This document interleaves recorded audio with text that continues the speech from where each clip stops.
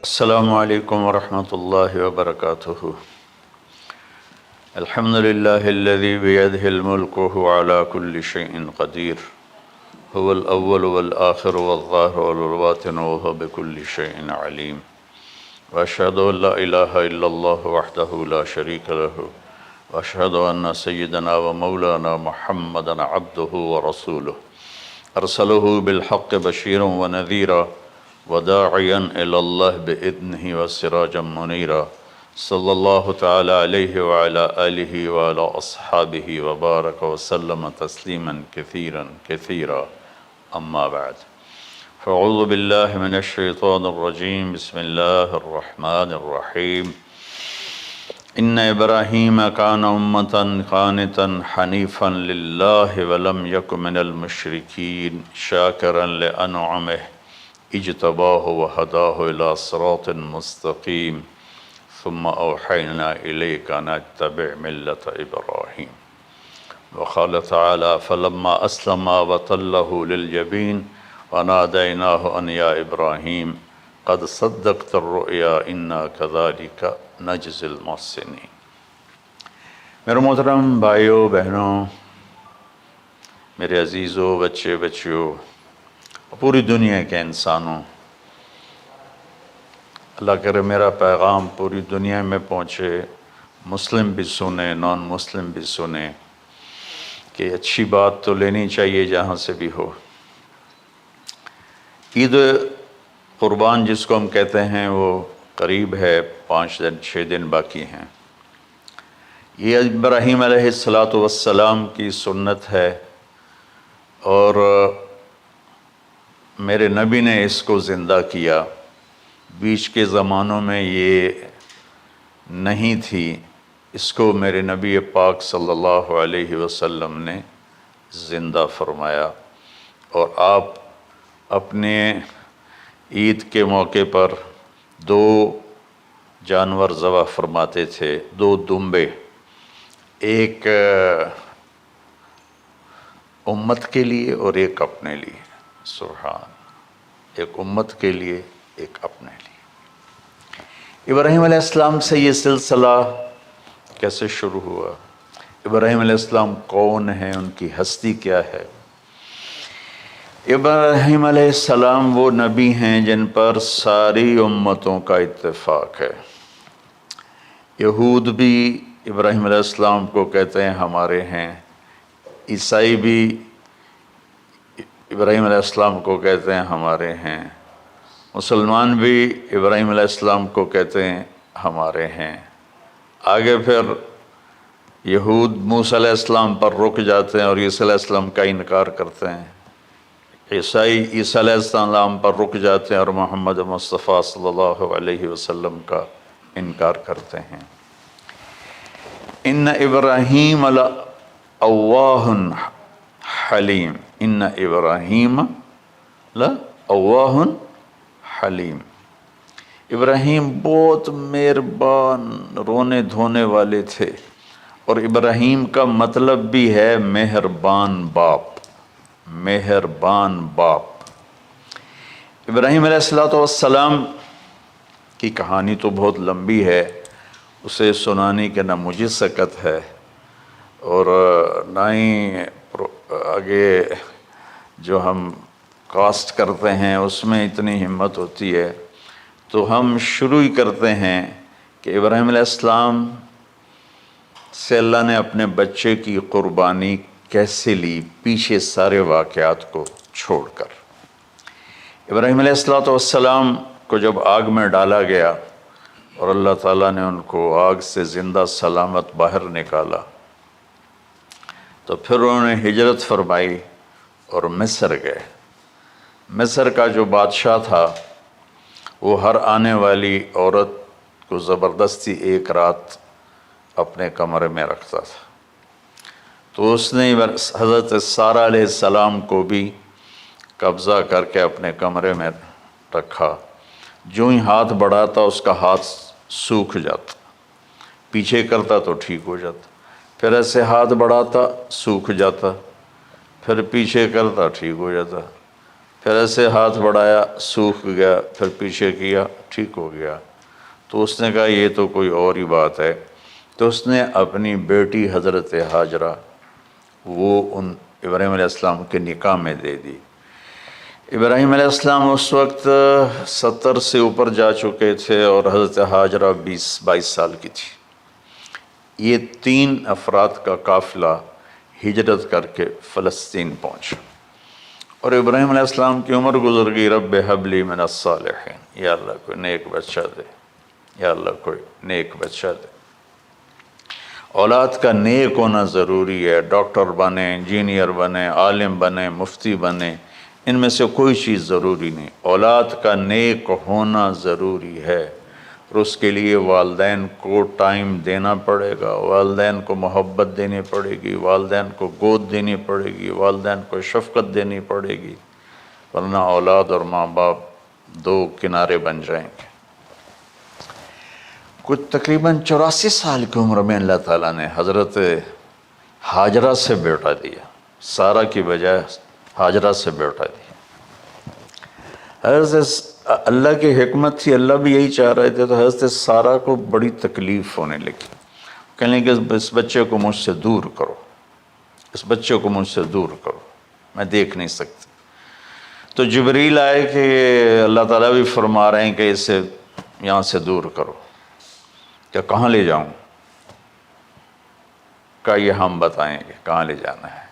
تو جبریل انسانی شکل میں اونٹ پہ سوار ہو کر تشریف لائے، اور پیچھے حضرت ابراہیم علیہ السلام اپنی اونٹنی پر، بچہ بیگم، اور آگے جبریل رہبر کے طور پر۔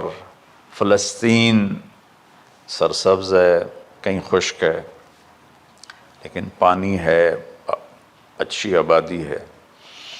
چلتے چلتے چلتے چلتے 1 مہینہ کا سفر کرنے کے بعد جب وہ علاقہ شروع ہوا جہاں کالے پہاڑ، کالے پتھر، کوئی پتا نہیں سبزے کا اور کوئی نشان نہیں پانی کا، وہاں سے چلتے چلتے چلتے 4 پہاڑوں کے اندر ایک وادی سی آئی۔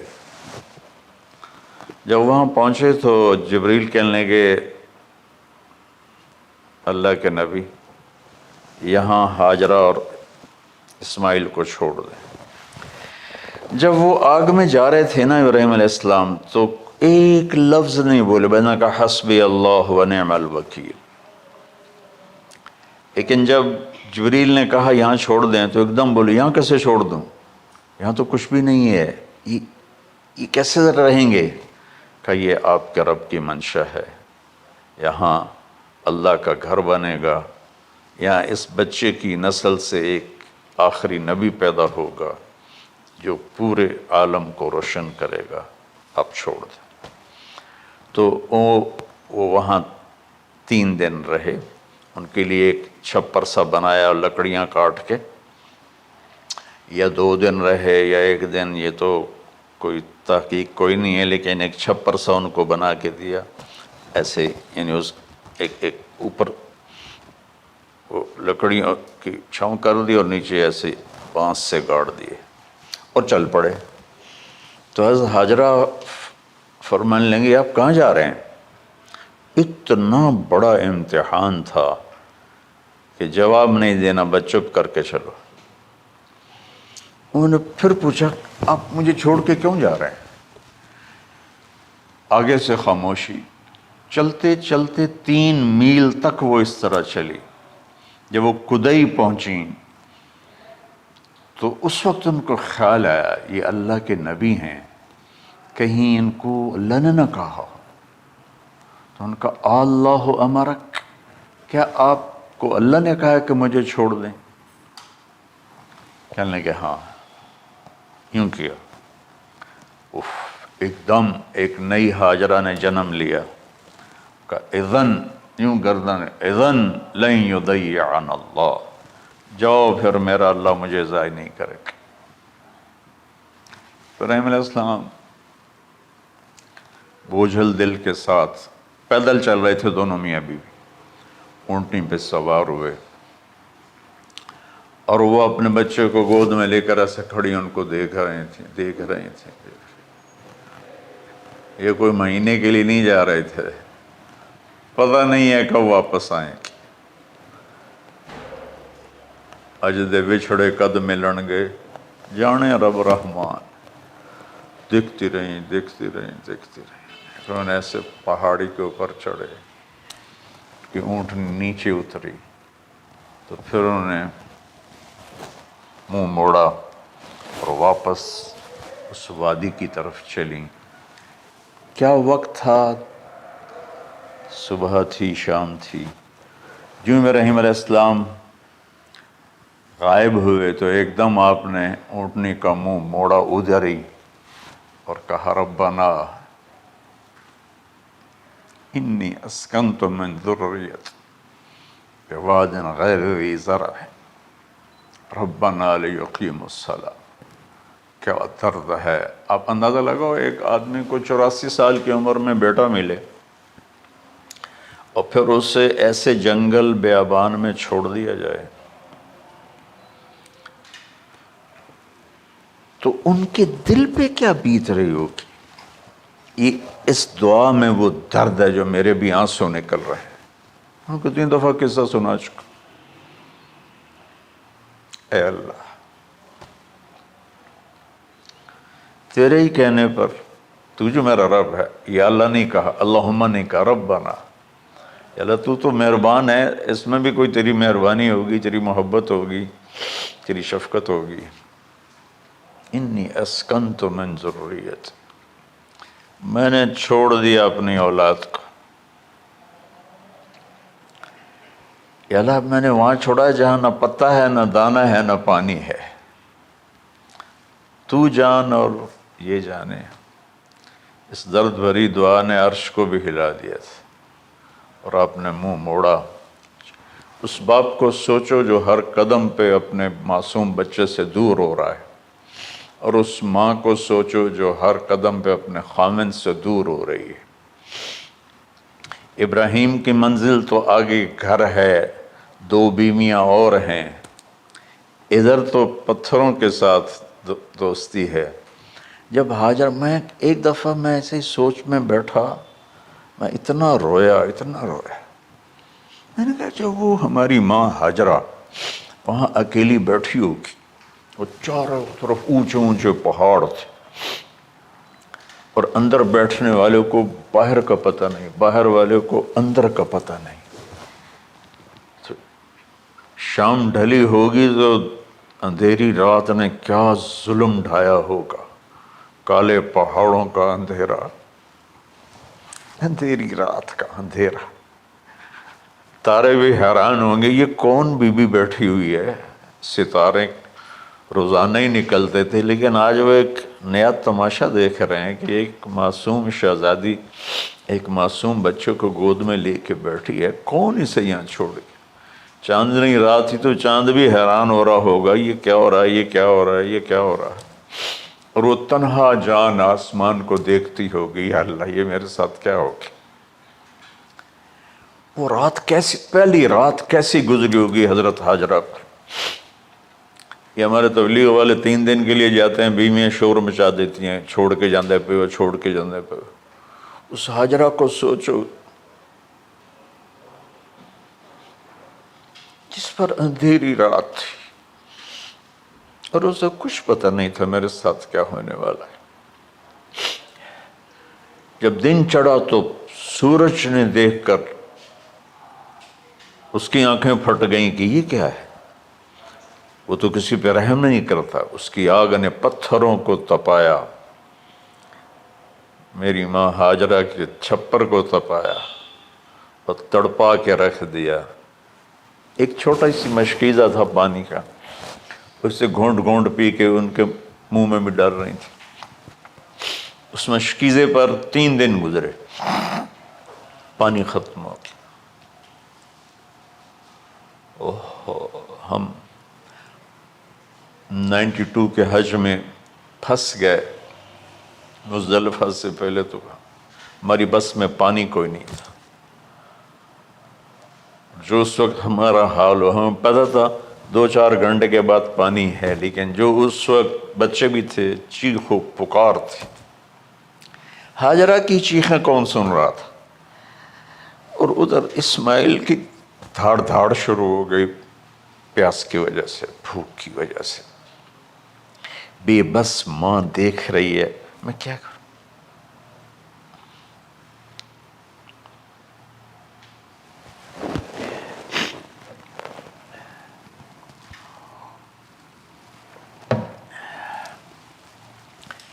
میں قطر میں تھا جماعت میں، تو مجھے یہاں کندھے میں درد ہوا، میں ہاسپٹل گیا تو ایمرجنسی سے انہوں لے کر گئے. ایک بچہ تڑپ رہا تھا اس میں،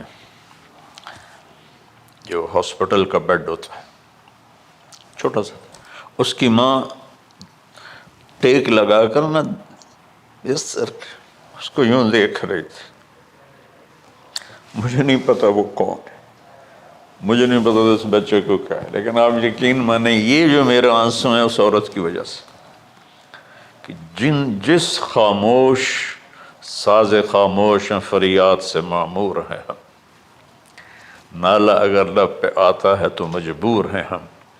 جس طرح وہ ماں ساز خاموش تھی اور اس کے چہرے پر درد پکار رہا تھا، میں صرف ایسے گزرتے گزرتے اس کو دیکھا اور میں آج رو رہا ہوں 15 سال کا قصہ یاد کر کے. تو ہاجرہ کے چہرے کو کون پڑھنے والا تھا؟ کون سی ایمرجنسی وارڈ میں بیٹھی تھی؟ کون اس کے لیے کہہ رہا تھا میں پانی لاتا ہوں، کھانا لاتا ہوں؟ موت تھی دونوں ماں بیٹی کی. تو یہ بے قراری میں صفا مروہ کی دوڑ لگائی. انہیں پتا تھا کچھ نہیں ہے.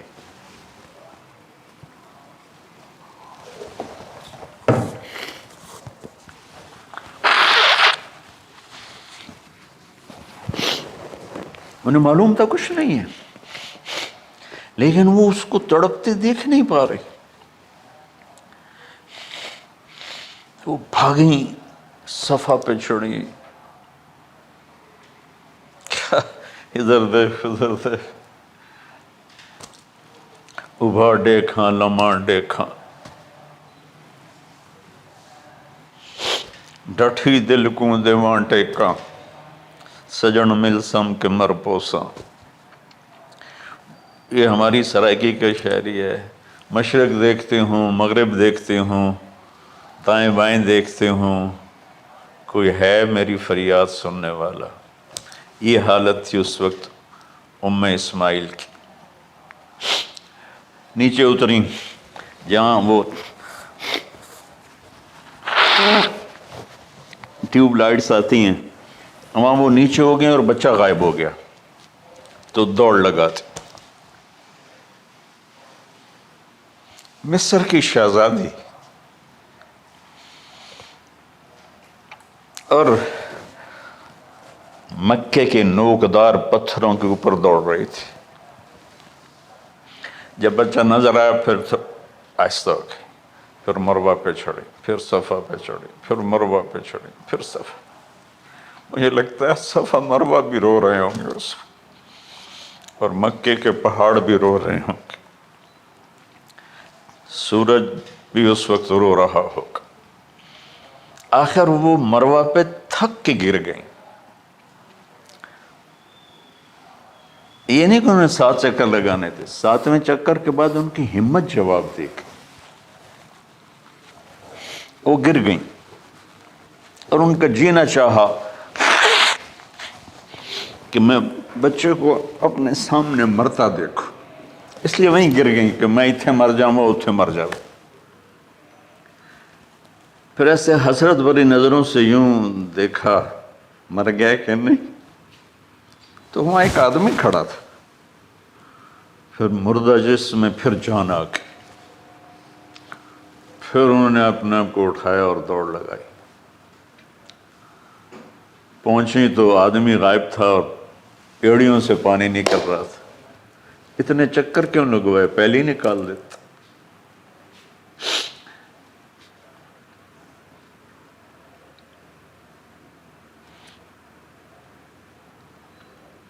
عاشق ہوں میں عشق کماں میں، دل رکھیں وانگ پہاڑاں ہو، سہ سہ صدیاں ہزار غلامیں، کر جانے باغ بہاراں ہو۔ منصور جے چک سولی دتے، جڑے واقف کل اسراراں ہو، سجدیاں سر چائیں نہ باہو، توڑے کافر کہیں ہزاراں ہو۔ عاشق سوئی حقیقی جڑا، قتل معشوق دے مننے، سر نو جوڑے تے مکھ نہ موڑے، بھامیں 100 تلواراں کھنے۔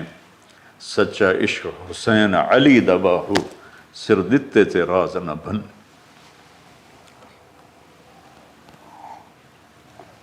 کوئی ابراہیم کا گلہ نہیں، شکوہ نہیں۔ یہ 7 چکر اور تڑپ اور درد، اس کے بعد پانی کیوں نکالا؟ پہلے کیوں نہیں نکالا؟ کہ عشق کا راستہ ہی ہے۔ میرے گھر کے راستے میں کوئی کہکشاں نہیں ہے، راستہ عشق اشقا سے۔ اشقا کہتے ہیں آکاس بیل جو درخت کو چمڑ جاتی پیلی، تو وہ درخت اس کا ایسا عاشق ہوتا ہے، سب کچھ اس کو کھلا کے خود خوش ہو کے جل کے بالن بن جاتا ہے۔ اس سے اشقا ہے کہ عشق ایسی چیز ہے، عشق تے آتش ڈوہیں برابر، اتے عشق دا تاؤ تکھیڑا،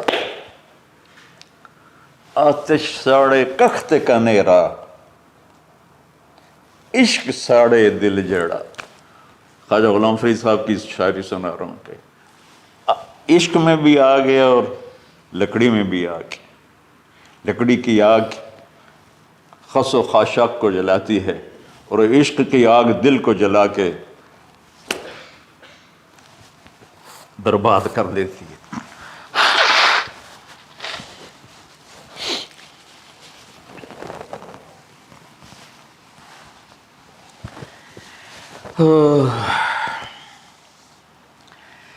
یہ دنیا میرے بھائی بہنوں امتحان کی جگہ ہے۔ ہم اسے جنت بنانا چاہتے ہیں، ہم یہاں اپنی مرضیاں پوری کرنا چاہتے ہیں۔ اللہ کی قسم، اللہ کی قسم، اللہ کی قسم، جس نے اپنی مرضی پہ چلنا شروع کیا وہ تباہ ہو گیا۔ جو اللہ رسول کی غلامی کے دائرے میں آیا وہ کامیاب ہو گیا۔ دیکھا تو پانی ابل رہا ہے، ابل رہا ہے، ابل رہا ہے، فوارے مار رہا ہے۔ تو اس وقت عبرانی لینگویج تھی تو ان کا زمزم زمزم، ٹھہر جا ٹھہر جا ٹھہر جا۔ وہ نیچے زور، اللہ کو بھی یہی منظور تھا، وہ نیچے زور۔ میرے نبی نے فرمایا اگر میری ماں زمزم نہ کہتی تو پورے عرب کو یہ پانی سیراب کر دیتا۔ اور آپ حیران ہوں گے، آج کل تو بہت زیادہ ایڈوانس ہے سائنس، تو سعودی گورنمنٹ نے کہ یہ اس کا سورس کیا ہے، یہ پانی کہاں سے آ رہا ہے، طائف تک ساری زمین کو کھنگالا، کوئی اس کا پیچھے سے لنک نہیں ہے۔ کہیں چشمہ ہوتا ہے نا تو پیچھے لنک ہوتا ہے، کہیں سے پانی نکل ہوتا ہے پیچھے سے لنک ہوتا ہے۔ زمزم کا کوئی لنک نہیں۔ جو ہی موٹر چلاتے ہیں تو 8-9 جھرنے ہیں، سوراخ، وہاں سے پانی ابل ابل کے آنا شروع ہو جاتا، اور جو ہی موٹر بند کرتے تو وہ جھرنوں کا پانی بند ہو جاتا۔ اس میں نہ مچھر ہے، نہ اس میں کوئی کیڑا ہے، نہ کوئی مکوڑا ہے، پاک صاف پانی، زمزم زمزم۔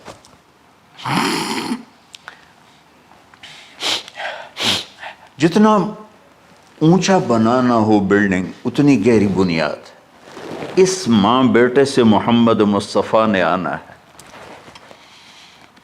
تو پھر بنیاد تو گہری ہوگی نا، ایسے تو نہیں ہے نا۔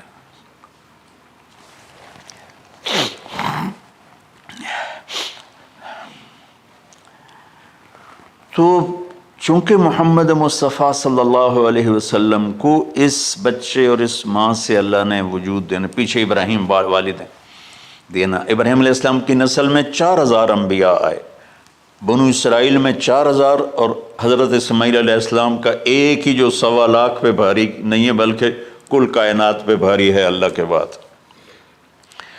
تو اس لیے پسائی ہوئی یہ جو بناتے ہیں اپنی باڈیز، وہ اپنی کتنی پسائی کرتے ہیں، وزن اٹھاؤ، دوڑو، وہ کیا کیا اپنے آپ کو مشقت میں ڈالتے ہیں، تب جا کے وزن وہ نکھر کے آتے ہیں۔ یہاں کوئی آبادی نہیں تھی، یمن سے لوگ جاتے تھے شام تجارت کے لیے، تو قبیلہ جرہم کا گزر تھا، پانی نہیں تھا، تو وہ پانی کی تلاش میں تھے، انہوں نے پرندے دیکھے، وہ کہنے کہ پرندے تو پانی پر آتے ہیں، انہوں نے 2 آدمی بھیجے، آگے دیکھا ایک خاتون، ایک بچہ اور کنواں تو نہیں تھا، پانی چشمہ، تو وہ سارے آئے اور کہا کہ بہن ہم یہاں ٹھہر جائیں، کہ اب ٹھہرو لیکن پانی میرا، ان کا ٹھیک ہے پانی آپ کا ہے۔ تو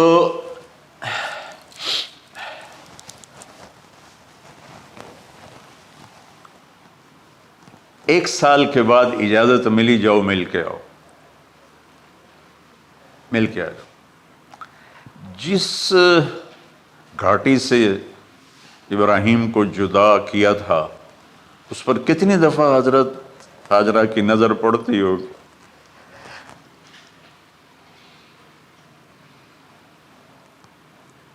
اگر آپ اس کو فیل کریں تو یہ قصہ بیان ہی نہیں ہو سکتا، بس رونا ہی پڑے گا۔ اور خاص طور پر آج کے دور میں جب کوئی اللہ کو کی ماننے کے لیے تیار ہی نہیں ہے، کوئی جہنم سے ڈرنے کے لیے تیار نہیں، کوئی جنت کی طلبگار نہیں۔ 1 سال کے بعد اونٹنی کا سر نظر آیا تو دل اچھل کے آسمان کو جا لگا کہ میری آنکھوں کی ٹھنڈک آ گئی، میرے سر کا سایہ آ گیا، میرے بیٹے کی چھاؤں آیا۔ وہ اونٹنی بٹھائی، کہا تشریف لائیے، کہنے لگے اترنے کا حکم نہیں ہے، صرف ملاقات۔ نہ آتے صبر آیا ہوا تھا، صبر توڑ کے پھر جا رہے ہیں، تو اف نہیں کی، آہ نہ کر لبوں کو سی، زخم پہ زخم کھا کے جی، اپنے جگر کا لہو پی، آہ نہ کر لبوں کو سی، عشق ہے دل لگی نہیں، سینے پہ تیر کھائے جا، آگے قدم بڑھائے جا، یعنی زبان حال سے کہہ دے اس کے ہاں ستائے جا۔ کوئی شکوہ گلہ نہیں ہے، یہ کیا ملنا ہے، نہ آتے وہیں بیٹھے رہتے۔ کہنے لگے اچھا بچہ گود میں دے دو، سینے سے لگا پیار کی، بہتے آنسو بچے کے رخسار پہ گرے، بچوں کو پتہ نہیں کون ہے۔ کہنے لگی اجازت ہے آپ کا سر دھو دوں، منہ دھو دوں، پاؤں دھو دوں، ہاتھ دھو دوں، یہ پانی پاک ملا ہے، ٹھیک ہے واپس۔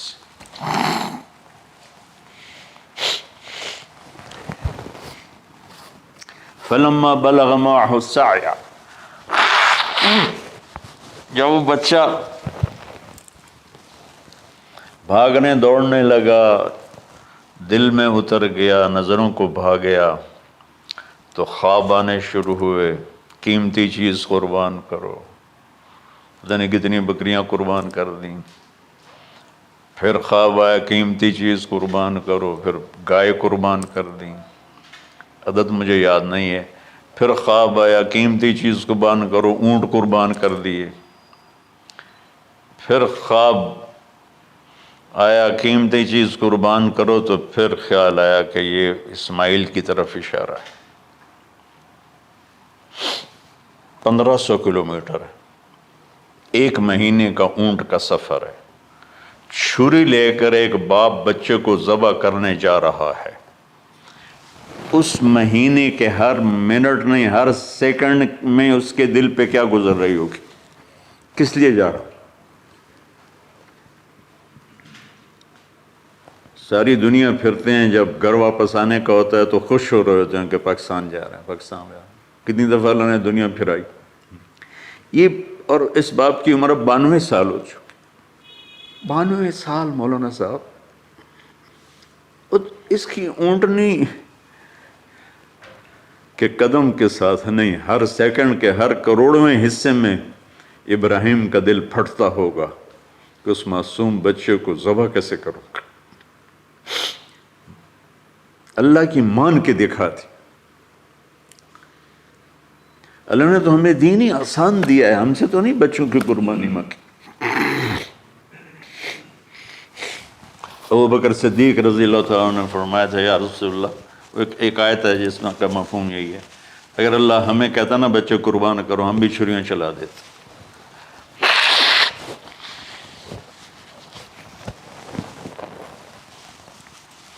تو میں اس تصور میں جب ڈوبتا ہوں میں رونا شروع کر دیتا۔ عاصم کا بازو ٹوٹا، 6 سال کا تھا،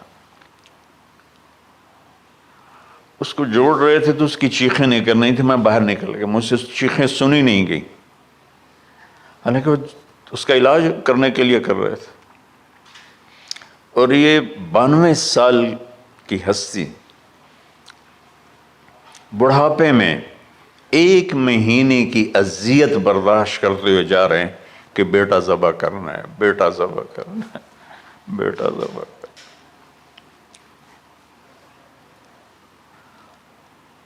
تو وہاں پہنچے تو اب اسماعیل نے جانا ہے کہ یہ ہیں میرے ابا، وہ کیسے لپٹے ہوں گے، کیسے چوما ہوگا، کیسے پیار کیا ہوگا، یہ بیوی کا آپس میں۔ مجھے نہیں پتا کہ کتنے عرصے بعد انہوں نے ایک قدم اٹھایا، لیکن کہا کہ بچوں کو تیار کرو، میں اس کو سیر کرانے لے جا رہا ہوں۔ بڑی خوش ہوئی، ماں بھی بچہ بھی اچھل رہا ہے، اور لے کے پہنچے جمرہ کبریٰ پر، وہ جو شیطان کو 3 جگہ مارتے ہیں تو آخری جگہ وہاں اس وقت ایک تنگ سی جگہ تھی پہاڑوں میں گھری ہوئی، وہاں پہنچے تو کہتے ہیں یا بنی انی، کوئی شک شبہ والی بات نہیں ہے، ارا فی المنام انی اذبحک، میں نے تمہیں ذبح کرنا ہی ہے، انی میں نے تمہیں ذبح کرنا ہے، فانظر ماذا تری، تیری رائے کیا ہے؟ قربان جاؤں اس ماں پہ جس نے 7-8 سال کے بچوں کو کیا تربیت دی۔ یا ابت افعل ما تؤمر، یعنی یا ابت افعل، بیچ میں کوئی حرف نہیں، کوئی عطف نہیں، یا ابت افعل بما تؤمر ستجدنی انشاء اللہ من الصابرین۔ اس عمر میں اپنی قربانی کو اللہ کے ساتھ جوڑا، ابا کرو آپ۔ یہ جب ماں اپنے بچے کو فوکس کر، آج کی مائیں، میں گلہ کرتا ہوں آپ کے والدین سے، میں گلہ کرتا ہوں، انہوں نے اپنی اولاد کو فوکس نہیں کیا، یہ اپنے دھندوں میں اتنا پھنسے ہوئے ہیں، اپنے کاموں میں، اس بدبخت یہ کیا فون ہے، کیا کہتے ہیں اس کو، اسمارٹ فون، سیمسنگ موبائل، اس میں اتنا گم ہو گئے ہیں کہ بچے اگنور ہو گئے ہیں۔ 3 سال کا بچہ سکول جا رہا ہے، اسے ماں کی گود چاہیے، اسے سکول بھیج رہے ہیں، وہ وہاں، میرے بچے کو ڈسلیکسیا تھا، اس کو عاصم کو، اس کو پڑھنا نہیں آتا تھا، ایک بیماری ہے، تو اس کی ٹیچریں مار مار مار اس کا حشر کر دیتی، میرا بچہ برباد کر دیا انہوں نے۔ وہ 6 سال کی عمر میں ڈپریشن کا شکار ہو۔ میں ماؤں سے کہتا ہوں بچوں کو ٹائم دو، تمہارا سرمایہ تمہاری اولاد ہے، اور اولاد ڈگری سے عزت نہیں ملتی، اولاد تمہاری نیک ہوگی تو وہ بلند بخت ہوں گی، عزت پائیں گی۔ پاکستان کو پڑھے لکھوں نے لوٹا ہے، ان پڑھوں نے نہیں لوٹا۔ ابا جی، بابا جی، آپ کریں نا، دیر کیوں کر رہے ہیں؟ ستجدنی انشاءاللہ من الصابرین، آپ دیکھیں گے میں آپ کی آزمائش پہ پورا اتروں گا اور اللہ کی آزمائش پر بھی پورا اتروں گا۔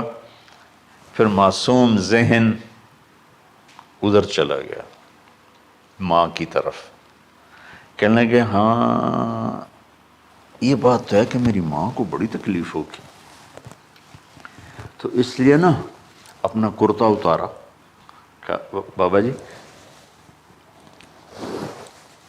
یہ کرتا آپ میری ماں کو دے دیں، وہ جب مجھے یاد کرے گی میرا کرتا دیکھ لے، اور آپ نے مجھے یہیں دفن کرنا ہے، ادھر نہیں لے جانا، اور آپ بھی احتیاط کریں، مجھے الٹا الٹائیں، طلّہ للجبین، میرا سر زمین پہ لگائیں، گردن نہیں، تاکہ آپ کو تکلیف نہ ہو مجھے دیکھ کر۔ اب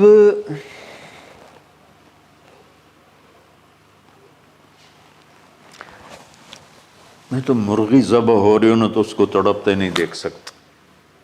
قربانی کے لیے مفتی صاحبان کہتے ہیں کہ اوپر کھڑا ہونا چاہیے، خود کرے یا اوپر کھڑا ہو، میں نہیں کھڑا ہو سکتا۔ جانور جب تڑپتا ہے تو مجھے کچھ ہونے لگتا، تو میں بچوں کو بھیجتا ہوں جاؤ قربانی پہ کھڑے ہو۔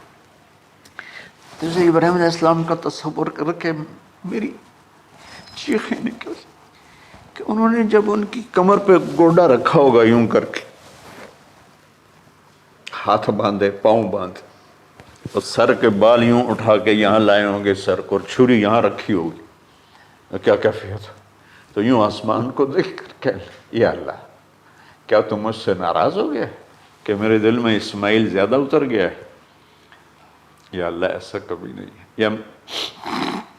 یا اللہ یا میرا کوئی امتحان تو لے رہا ہے، یا اللہ تیرے اوپر سب کچھ قربان ہے، اور یوں چلائی، اور اللہ تعالیٰ نے چھری کی کیا حیثیت ہے، اس نے چلنے سے انکار کر دیا، پھر چلائے، پھر چلائے۔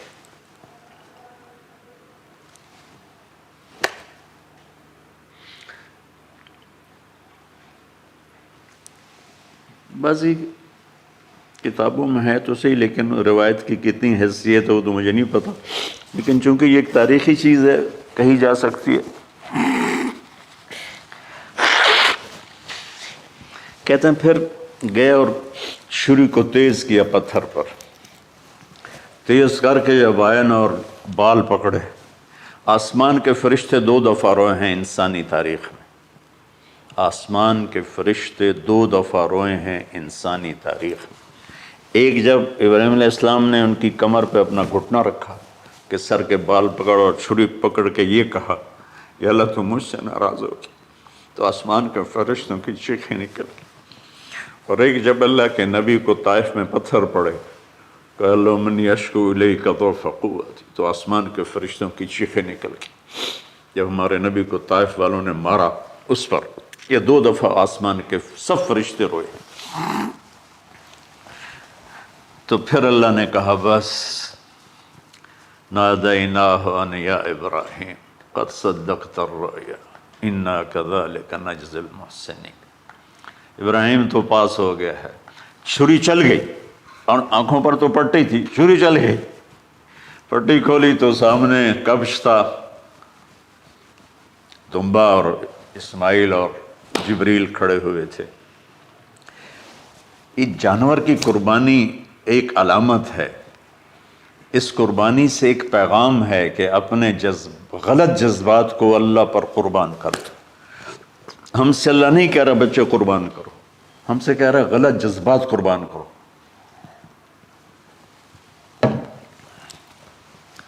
ہم سے اللہ کہہ رہا ہے اپنے جذبات کو دبا دو جو تمہیں اللہ اس کے رسول سے دور کرتے ہیں، ان پر چھری چلاؤ۔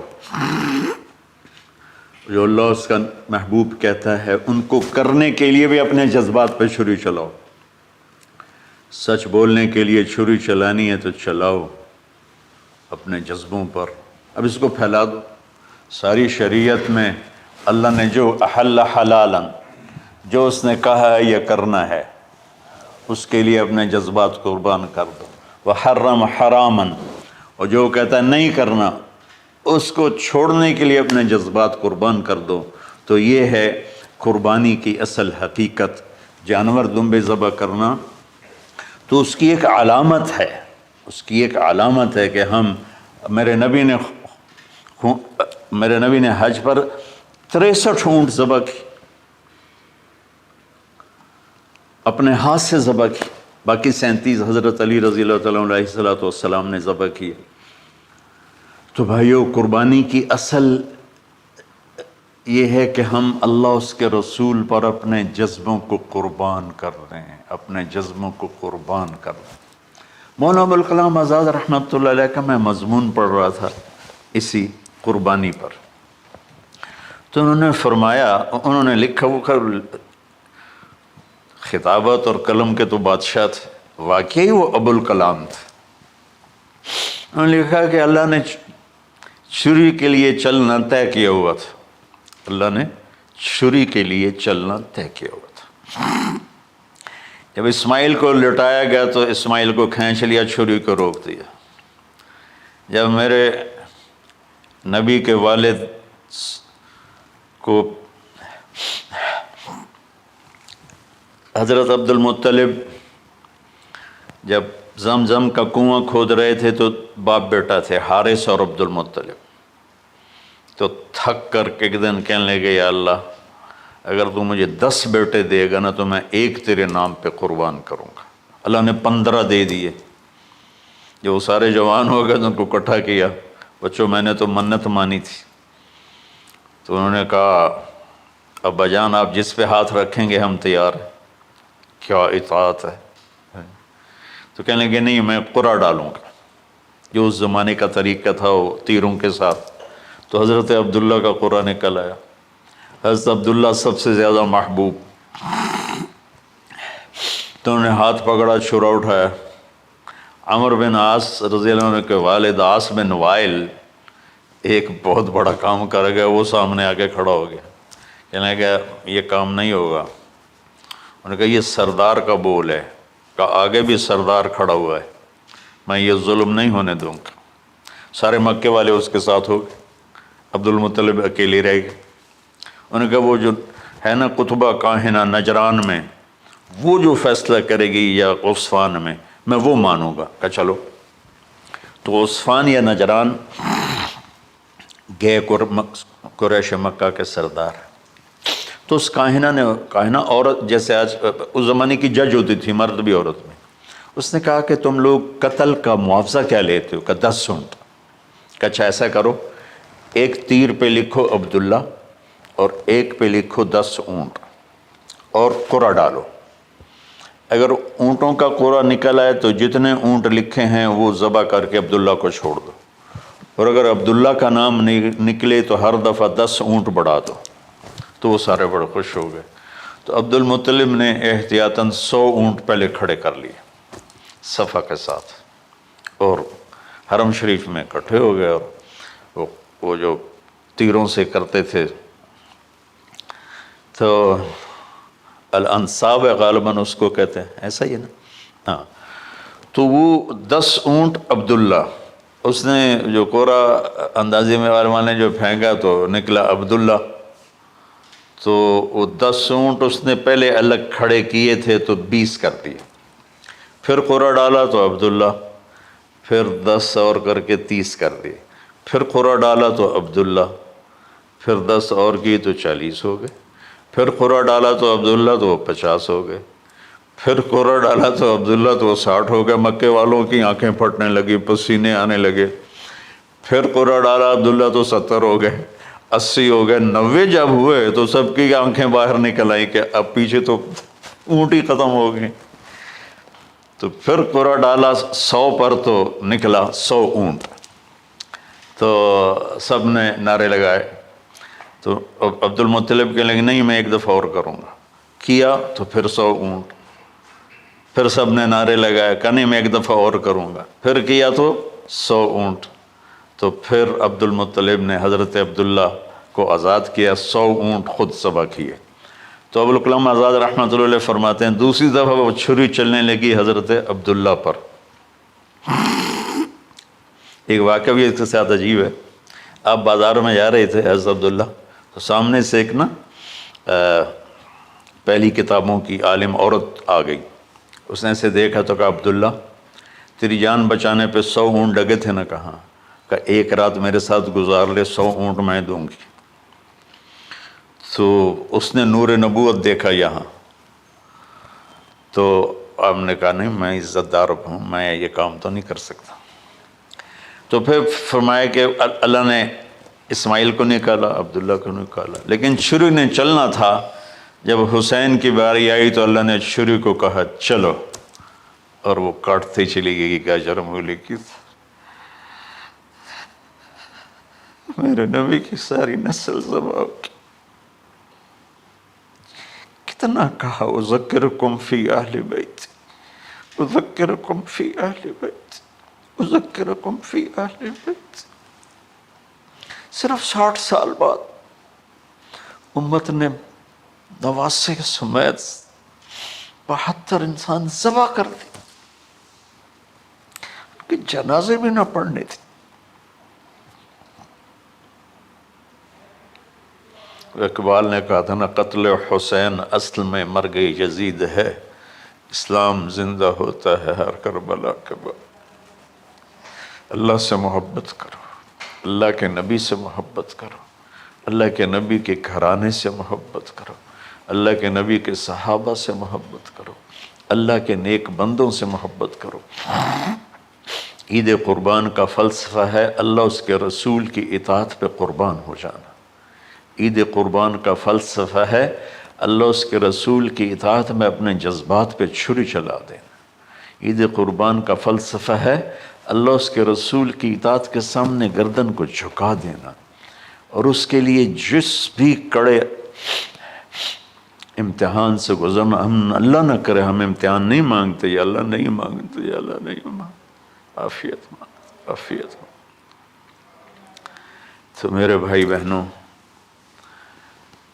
ہم اللہ کی بارگاہ میں جھکے، ہم اللہ کی بارگاہ میں جھکے، اس کے رسول کی بارگاہ میں جھکے، تاکہ ہمارا یہ جہان بنے وہ جہان بنے۔